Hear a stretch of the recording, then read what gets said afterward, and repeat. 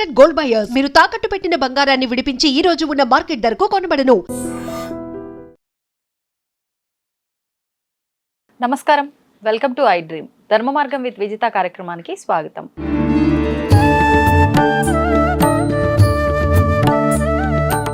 నమస్కారం గురుగారు. ఆశీర్వచనం తల్లి. గురుగారు, ఎక్కువగా కార్తీక మాసం వచ్చింది అనగానే అంటే ప్రతిరోజు ప్రతి ఒక్క విశేషమైన కార్యక్రమం చేస్తూనే ఉంటారు. దీపారాధన కానివ్వండి, దానాలు కానివ్వండి, రకరకాలుగా పాటిస్తూ ఉంటాం. కానీ ముఖ్యంగా వనభోజనాల కార్యక్రమం అనేది కార్తీక మాసంలోనే వెళ్ళాలి అని చెప్పి అంటూ ఉంటారు. అసలు ఎందుకని ఈ కార్తీక మాసంలో వనభోజనాలకు వెళ్ళాలి, ఎవరు వెళ్ళొచ్చు, ఎవరు వెళ్ళకూడదు? నేను ఎందుకు అడిగానో మీకు అర్థమయ్యే ఉంటుంది. ఈ వెళ్ళొచ్చు వెళ్ళకూడదు అనే దాంట్లో కూడా నేను నా వాళ్ళు మాత్రమే అనే ఒక పరిమితులు కూడా మనకి ఇందులో కనిపిస్తున్నాయి కొన్నిసార్లు చూస్తూ ఉంటే. వాటి గురించి ఒక్కసారి వివరించండి. శ్రీ మహాగణాధిపతయే నమః. ఐం మహాసరస్వత్యే నమః. శ్రీ లలితాంబికాదేవియే నమః. కార్తీక మాసము వనభోజనము అనేటువంటిది. కార్తీక మాసంలో సామూహిక వనభోజనాలు అనేటువంటివి పెట్టుకుంటారు మామూలుగా. ఇక్కడ ఏమవుతున్నదంటే అమ్మ, ఎందుకు ఉసిరిక వృక్షము కింద భోజనము చేస్తే పరమ పుణ్యప్రదం అనేటువంటిది చెప్పాడు. ఇక్కడ కార్తీక మాసములో ఏమిటి అంటే, కార్తీక మాసములో పార్వతీ పరమేశ్వరుల యొక్క అనుగ్రహము అనేటువంటిది పరిపూర్ణముగా ఉంటుంది. అంటే మిగతా రోజుల్లో మిగతా నెలల్లో ఉండదా గురువు గారు?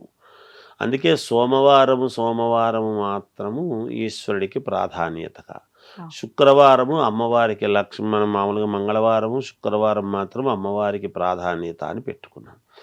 ఈ శుక్రవారాలు అమ్మవారికి, మంగళవారాలు కలిపి, సోమవారము కలిపి అన్ని రకాల కార్తీక మాసంలో ప్రతిరోజు ప్రాధాన్యత ఉంటుంది అమ్మవారికి, స్వామివారికి. ఎందుకు అంటే జగన్మాత జగత్పిత ఇద్దరు పార్వతీ పరమేశ్వరులు. సృష్టిలో ఆది దంపతులు వాళ్ళే, అందుకని మూలము వాళ్ళే, మూలము అమ్మవారే. అందువలన వాళ్ళిద్దరి యొక్క అనుగ్రహము, ఆ దంపతుల యొక్క అనుగ్రహము పరిపూర్ణముగా ఉంటుంది. ఉసిరిక వృక్షము కింద మనము వనభోజనము అనేటువంటిది ఉంది. ఎందుకు ఉసిరిక వృక్షం కింద చేస్తే ఏమవుతుంది, వనభోజనం చేస్తే మనకు వచ్చే లాభం ఏమిటి అనేది ఒక్కసారి మనం ఇక్కడ ఆలోచన చేయాలి. ఇది కీలకం.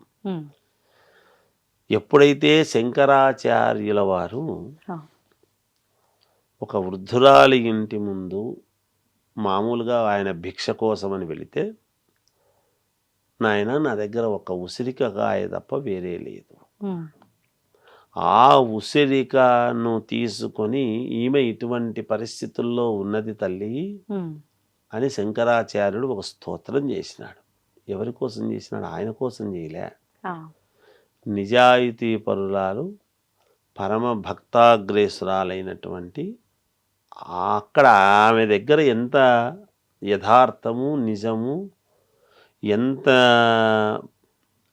ఆమెకు భక్తి ఉందో అది శంకరాచార్యుడికి తెలుసు. కాబట్టి ఆ సమయానికి ఆమెకు ఉండేటువంటి బాధలు తొలగించాల్సినటువంటి బాధ్యత ఉంది కాబట్టే ఆయన ఆ ఇంటి దగ్గరికి పోగలిగినాడు.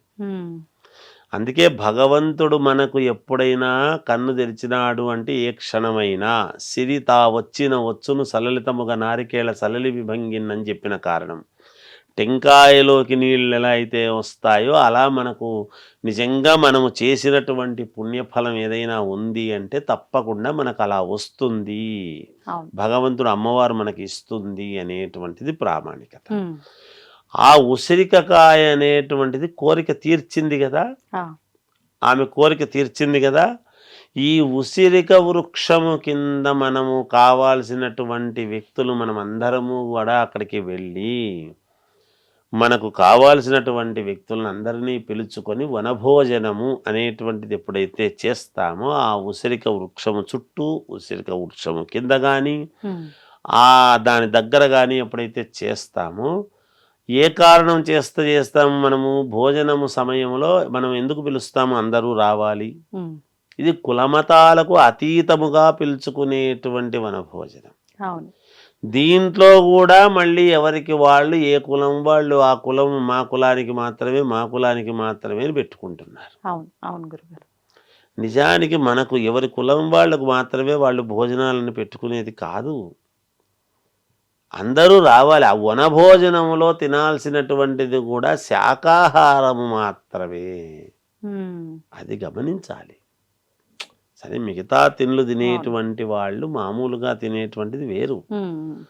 వనభోజనం అనేటువంటిది మనం చేస్తూ ఉన్నప్పుడు మిగతా ఆహారాలన్నీ చేసి అట్లా కాకుండా శాకాహారం అందరూ తినగలిగినటువంటిది ఎప్పుడైతే మనం చేసుకుంటామో అక్కడ భోజనాల దగ్గర మనసిప్పి మనము ప్రేమతో, పరమ ప్రేమతో ఎవరికైతే రండీని భోజనము పెడుతున్నాం, భోజనానికి లేక ఎవరు రారు కదమ్మా.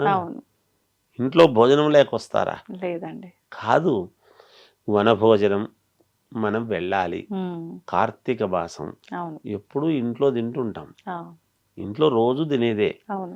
ఇలాంటి వనభోజనం అనేటువంటిది పెట్టిన కారణం ఏమిటి అంటే అక్కడికి కూడా 4 మంచి మాటలు. ఇప్పుడు మనం ఏకదా నైమిషారణ్యే అనేట్లయితే నైమిషారణ్యంలో సూత మహర్షి అనేటువంటి వాడు ఉన్నాడు, ఈ మునులందరూ కూడా ఆయన్ను ప్రతిదీ అడుగుతున్నారు అంటే అలా చెప్పగలిగినటువంటి వాళ్ళను, 4 మంచి మాటలు చెప్పగలిగినటువంటి వాళ్ళను పిలిచి మంచి మాటలు అనేటువంటివి విని తద్వారా భోజనము చేసి అందరూ సంతోషముగా బాగుండాలి అనేటువంటి కోరిక ఎప్పుడైతే ఆ ఉసిరిక వృక్షం వాటి దగ్గర ఎప్పుడైతే కోరుకుంటామో ఆ ఫలాలు శీఘ్రముగా ఫలించటానికి, ఎలా అయితే శంకరాచార్యుడు స్తోత్రము చేస్తే కనకధారా స్తోత్రముతో బంగారు ఉసిరిక కాయలు ఎప్పుడైతే ఒక రాశిప్రదముగా పడ్డాయో ఇక్కడ కూడా మన కోరికలు తీరటం అనేటువంటిది జరుగుతుంది, ఆయుష్ పెరుగుతుంది.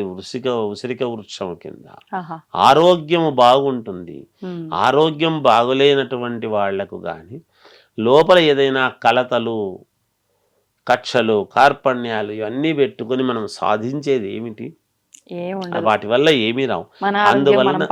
అందువలన ఆ ఉసిరిక వృక్షము అనేటువంటి దాని కింద మనం ఎప్పుడైతే మనము అందరము కలిసి భోజనం అనేది చేస్తామో మనసులో ఉండేటువంటి అరమరికలన్నీ కూడా పోయి అందరూ బాగుంటుంది, మనకు ఆయుష్ పెరుగుతుంది, మన పనులన్నీ కూడా మనం ముందుకు సాగడానికి యోగవంతముగా ఉంటుంది, తృప్తి అనేటువంటిది కలుగుతుంది, మనస్సుకు ఆత్మతృప్తి కలుగుతుంది. అలా చేసుకుంటే వనభోజనానికి పూర్ణ ఫలితం వస్తుంది అనేటువంటి భావనతో ఈ వనభోజనం అనేది పెట్టారు. ఒక కులం వాళ్లకు మాత్రమే అని పెట్టలేదు తల్లి. అందరూ దేవాలయము అంటే అందరు ఎలా గుడికి వెళతామో వనభోజనం అంటే కూడా అందరు అలాగే కలుస్తారు. ఎటువంటి భేదాలు లేకుండా అందరూ కలిసి చక్కగా జరుపుకోవాలి తప్ప ఇలాంటివన్నీ కూడా మనసులో పెట్టుకోవద్దు అనేటువంటి దాంతో అక్కడికి వెళ్ళి ఉసిరిక వృక్షం భోజనం చేసి మనకు ఖచ్చితంగా నెరవేరుతాయి, అన్ని పనులు నెరవేరుతాయి. అది దాని యొక్క అర్థం. ధన్యవాదాలు గురుగారు. తవ్వుతున్న శివలింగం సరే దాన్ని అట్లా కప్పేసేయండి, చూపించదండి. Krishna is there. మూర్తి పూజ కాదు, సాక్షాత్ బ్రజేంద్ర నందన భగవాన్ ఉన్నారు మూర్తిలో. ఏమీ ఆశించకుండా ఆరాధించే వాళ్ళు కూడా